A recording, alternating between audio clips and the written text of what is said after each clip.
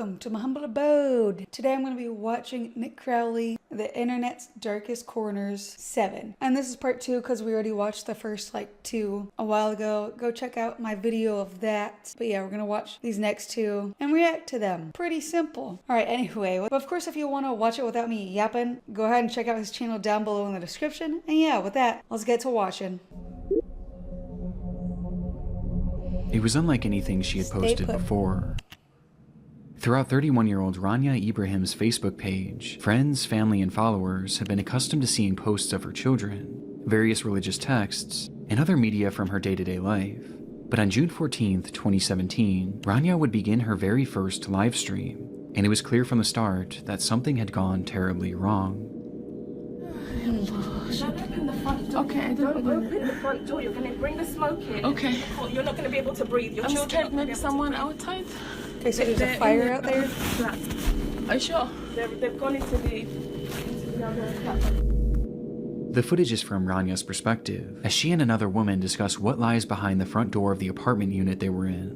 The woman, believed to be 33-year-old Isra Ibrahim, told her not to open the door as it would let the smoke in, while Rania insisted that people might still be out there and in danger, eventually leading to her peeking outside, and in turn giving us a glimpse inside their nightmare situation. There's too much smoke crack thing. Okay, you know what I mean? الله لا إله إلا الله في حريق في العمارة لا حول ولا قوة إلا بالله العلي العظيم يا الله.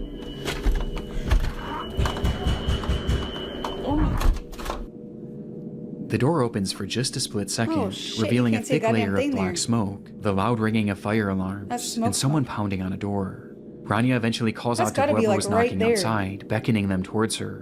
Hello, come here. Come here. That's fucking terrifying. Hello.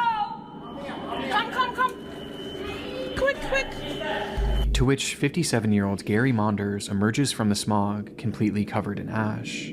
It was a dramatic scene, and one that you can start to piece together based on the footage alone, as it was clear that there was a fire raging inside that apartment complex, and the entire floor Rania was filming on had been filled with smoke. Smoke that essentially trapped her and a few others inside this flat. So if it's entirely filled with smoke, I'm assuming the fire is either 1 or 2 levels below them, and it's just bad, because you can't see fucking anything in that smoke that she just showed us. So that fire is right on them. They need to get out of there ASAP. Find the nearest stairs and just run out, or scale the building if you gotta, as your last result, you know what I mean? Last resort. Would be nice if I could talk, but anyway. Given the sheer amount of smoke in that hallway, it was obvious why the others in the room insisted on keeping that door closed. But Rania continued to hit back on this, as she didn't want anyone to be stuck out there alone. That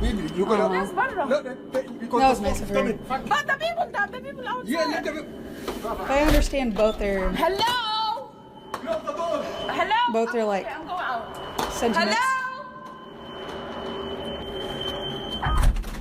Oh my god, I closed it. Before eventually conceding and closing the door for good. It was obvious that the situation was dire, but just how dire wasn't revealed until Rania made her way over to the window. Okay, I'm not going. Okay. العمارة ولعت من تحت لا إله إلا الله. Oh, buddy.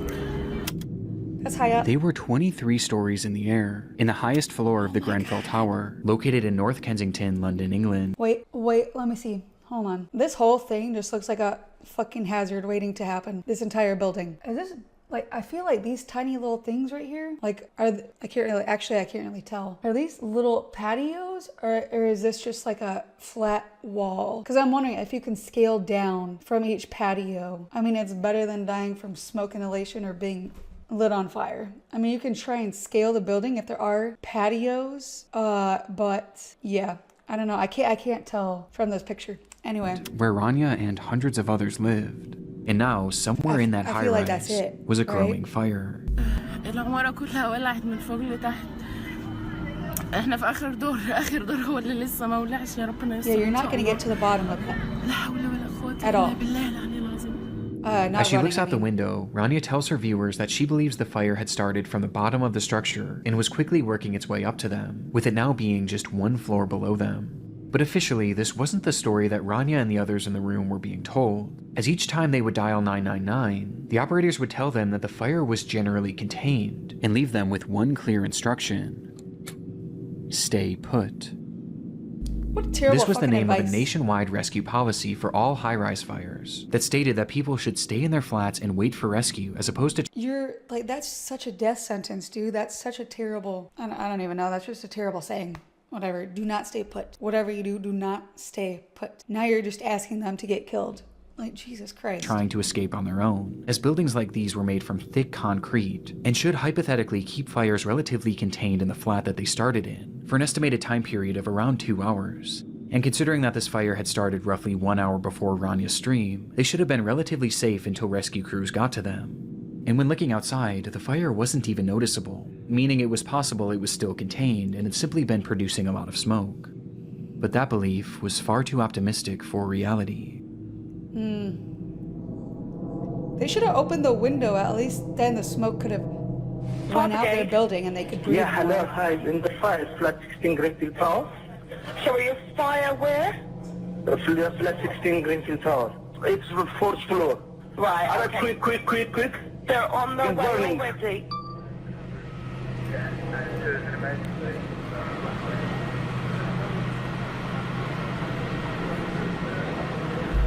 Approximately 1 hour earlier, on the 4th floor of the tower, a man called 911 to report that his freezer had caught fire. It was an incident that had happened through no fault of his own, and due to his quick phone call, firefighters would arrive on the scene within minutes, one of whom was wearing a camera that showed that they were able to handle the blaze in a relatively efficient manner. His refrigerator caught fire. How does that even happen? Actually, now that With I the think camera about using thermal imaging and heat sensors to assure that the fire was fully out. The camera scans Really? around, showing a few items strewn about that were still at relatively high temperatures. But other than that, the room was completely clear, and it seemed as though the fire was out for good, until the camera panned to the window.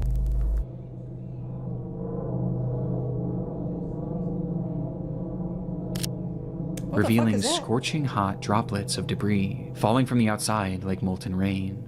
That's not normal. The fire had spread above them and was now burning up the side of the building in a manner that was completely unprecedented and defied any sort of logic Yeah, based on that's the not normal. firefighters' knowledge of the scene. And by the time they even realized what was happening, things were already out of hand.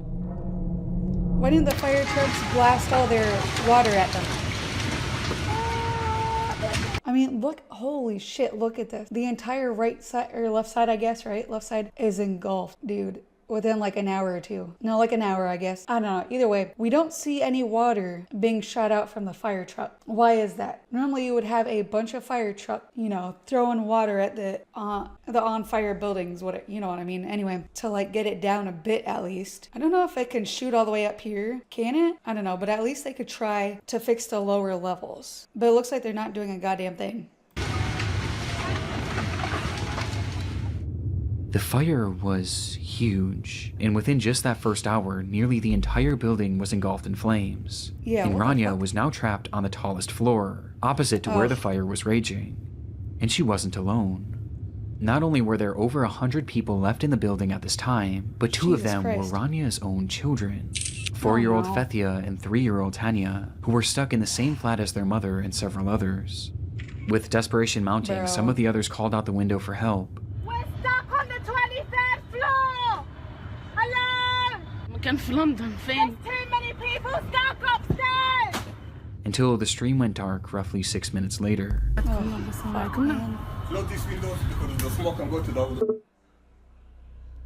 Despite things looking grim for the group on the 23rd floor, there was still some optimism about their rescue, as even 30 minutes after the stream had ended, those in the group were told once again by 999 operators to stay put, with the operator even telling them that the fire was contained to the 4th floor. Brother, oh my god. Why are they lying to them? Why are they actively getting them killed? Why? This is so fucked up. What they should have told them is, if you can get to a staircase, run down as many floors as you can, bust out a window. If there's like a open, I guess it does depend on if there are people still in the lower levels that are willing to open their doors with smoke inhalation, like all the smoke going on. But if there is, you go into the lower levels, open open the window, scale down the side of the building. Or I guess just you would have to scale the building from your 23rd floor apartment. I don't know how you're going to do that with kids, but like it's better to try that than actively, again, I keep repeating myself, than die by a fire. Like, but this is horrible, horrible, horrible what they're telling them. They are actively lying to them. Which clearly wasn't the case.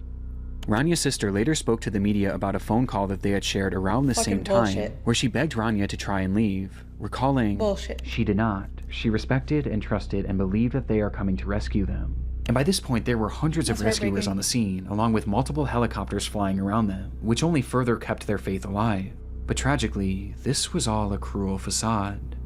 Internally, fire crews were told not to go past the 12th floor shortly after Ranya's stream ended. It was just too dangerous. And as for the helicopters... That's your fucking job. You're a firefighter. That's your fucking job. Go in there, put out the fires, or at least, like, try something. Try something instead of just sitting there watching people die. That's your fucking job, is to go help people, rescue them in a fucking fire. Like, buddy. Instead, y'all are just sitting there twiddling your fucking thumbs, not even shooting out the fire from your fire trucks. Fucking disgusting, dude. Well, those trapped inside would have had no idea that those were actually just police helicopters, merely used for surveillance. They weren't even equipped for rescue, nor were they ever considered to be used for that, as getting too close would have blown more air on the fire and made the blaze even worse, meaning that those helicopters offered them no chance at survival. Why does it look like that though? When it's like, that's not normal. Why does it look like it's like clumps of like lava almost coming down from the building? What is that?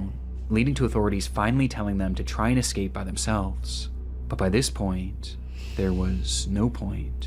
Well, they told him hours later when it's already fully engulfed, try to escape by yourself. You should have done that a fucking hour ago, and probably more, and not lied to them. I hope they sue you into fucking oblivion. This was 2 hours after the fire had started, and an hour after Ranya's stream. The fire had completely taken over the structure, and inside there was only one single stairway. A stairway that was now impossible to safely traverse for anyone on the higher floors. Even attempting it would have been a death sentence.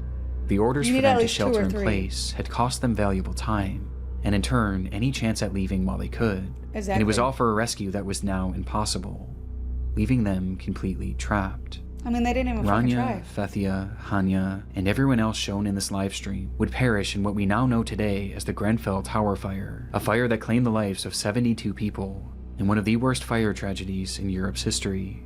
And while we've covered many large-scale tragedies on this channel before, few have been more preventable than this one. That's horrific.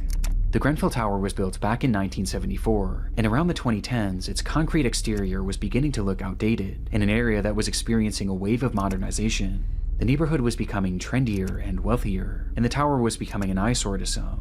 And so the decision was made by the Kensington and Chelsea Tenant Management Organization, along with the Royal Borough of Kensington and Chelsea, to refurbish the exterior by adding new siding known as cladding to give it a more modern appeal. It was purely aesthetic, but its effects were horrific. The cladding was created by a company called Arconic, which had tested it numerous times to see how it held up to fire, and the results were awful.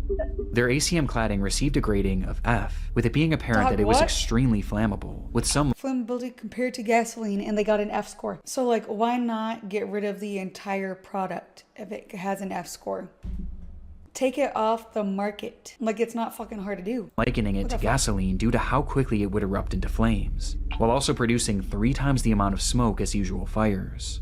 But despite having these test scores and even acknowledging their failure in multiple emails sent throughout the company, notoriously following up their F score with the line, "Oops," they not only refused to fix the problem, but they also kept selling it, with one of their clients being the group working on the Grenfell Tower refurbishment. And it wasn't even a secret either. Fucking joke. Those in charge of the project wanted it done as cheaply as possible, and this ACM cladding was as cheap as it got. And so they chose it despite knowing the fire risk. And worst of all, they had the opportunity to buy a version of this product that was actually flame retardant, but they opted for the cheaper, more dangerous product, which in the end only saved them about £5,000, or roughly $6,500. So every single person in that building, especially the people who died, were only worth this amount. Those people's lives were only worth this amount to those people. Only this amount. How fucking greedy and disgusting you have to be. Fucking gross. I do hope the owners of whoever made this fucking shithole, I forgot what they're called, but anyway, the outer layers of it, you know what I'm talking about. The F grade shit, and then the owners of the building get sued to fucking oblivion. All right. They shouldn't have a cent to their name ever again. Ever again. USD.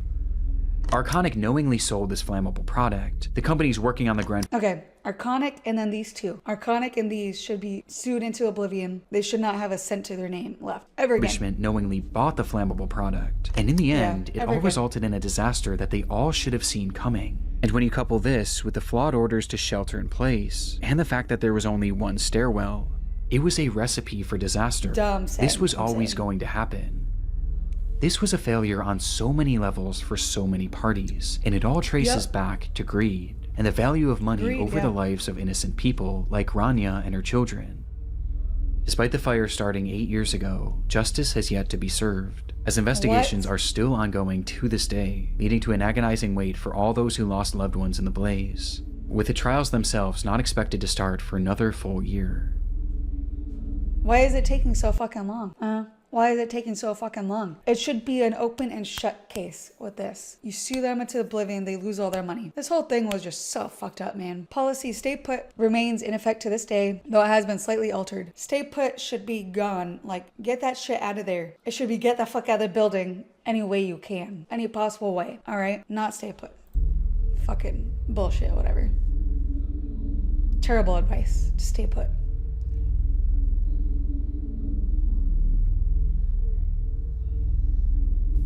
She doesn't even go here.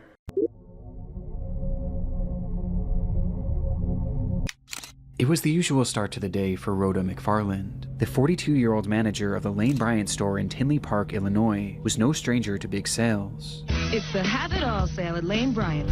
Lane Bryant had a habit of launching monthly clearance events, sending out flyers and airing commercials in the days and weeks before to let all of their customers know. And this day, February 2nd, 2008, was yet another one of these sales. She knew it would be a busy day, and potentially a stressful one for one of her employees, as that morning only one worker was scheduled to open the store, something that Rhoda disagreed with, leading to her coming in to help, even though she had the day off.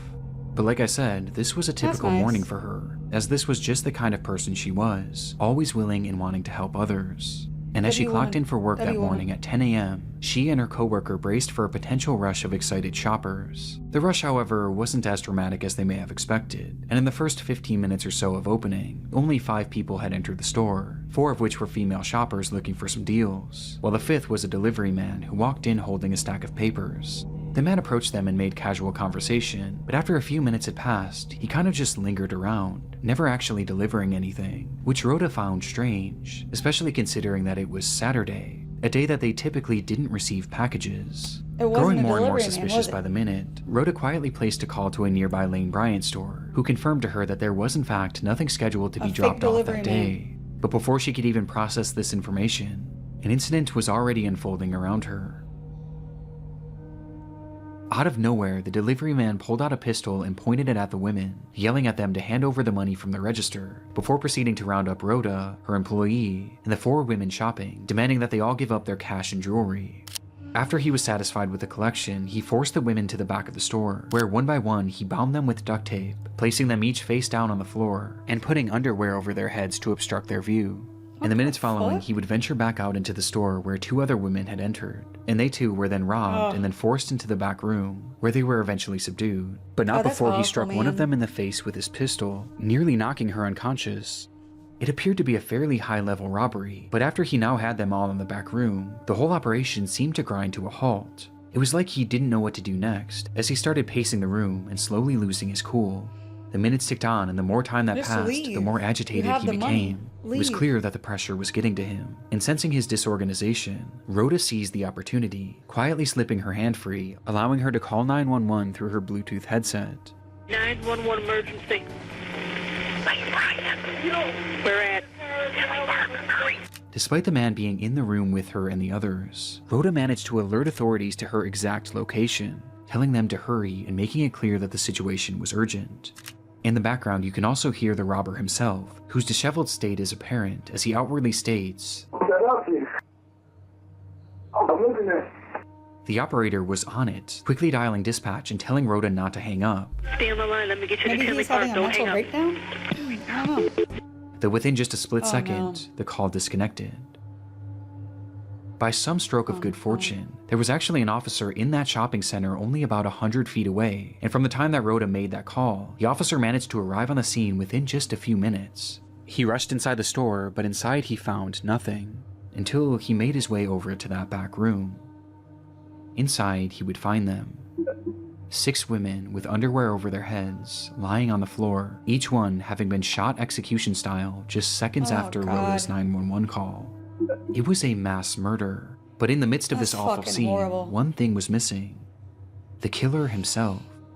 And so authorities flooded the area. Like, he had all the money he's gonna get. All this fucker had to do was leave. Why kill these women? Like, what a fucking loser, bro. Yeah, scanning and searching all over for the gunman, who was described as a black man with a husky build and a single braid that fell to his right cheek that ended in green beads. And the reason they knew exactly what he looked like wasn't because of security footage, as at the time the store didn't even have any CCTV cameras, but instead, it was because one of the women actually survived.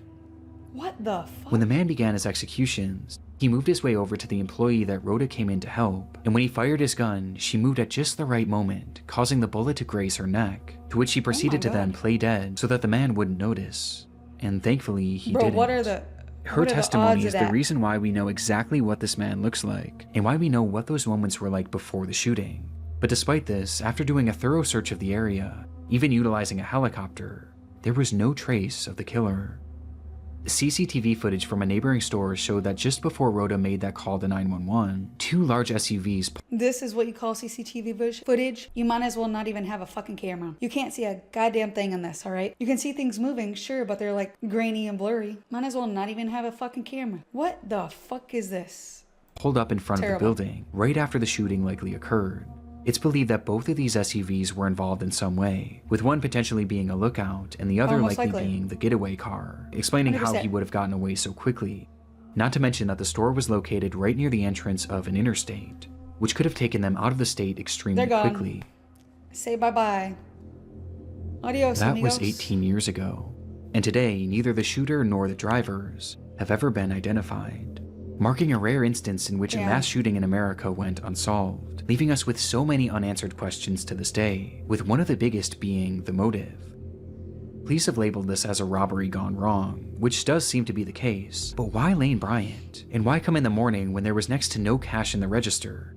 I mean, in total, the killer only made off with about $200. And that's including the cash he stole from the women. I mean, the thing is, some of these people are just dumb as a box of rock. Like, there's no sense of, like, there's nothing going on in their brain. Like, nothing correct going on in their brain, all right? People have been killed for less than $200, all right? Like, you should always be aware of your surroundings and who's supposed to come in and when. Especially delivery people, right? Always have your radar going, always. One of the main theories today is that the killer had planned on taking customers hostage as they entered the store. But perhaps he grew frustrated at the lack of customers that day, until he eventually noticed that Rhoda was making a 911 call, which caused him to panic and start shooting. But what always gets me about this is that he never covered his face at any point, which makes me wonder if he was planning on killing these women all along. Though if that's true, how could this ever have been worth it? Due to just how bizarre this whole situation is, some have posed other theories, like perhaps this was someone with a drug addiction who was looking for quick cash to get his next fix. Perhaps explaining his rapidly deteriorating behavior, or even that the suspect was actually a woman who never got caught because police were primarily looking for a male. But it's impossible to know for sure at the moment, and might not ever be known. No, it definitely despite sounded having like a survivor testimony, an exact description of this man's face and body, his voice, and even his DNA, which was discovered under one of the victim's fingernails, we still have no idea who this man is, or where he went. How do you not have his DNA, bro?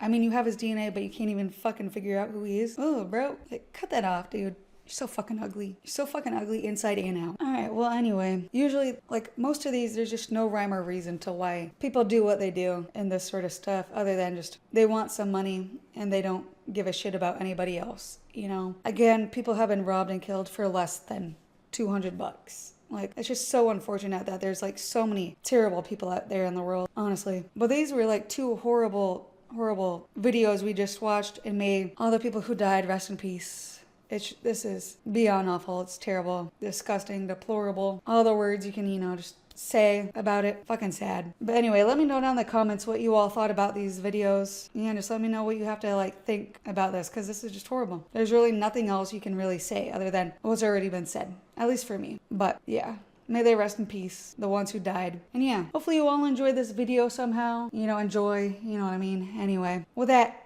like it, dislike it, but at least subscribe.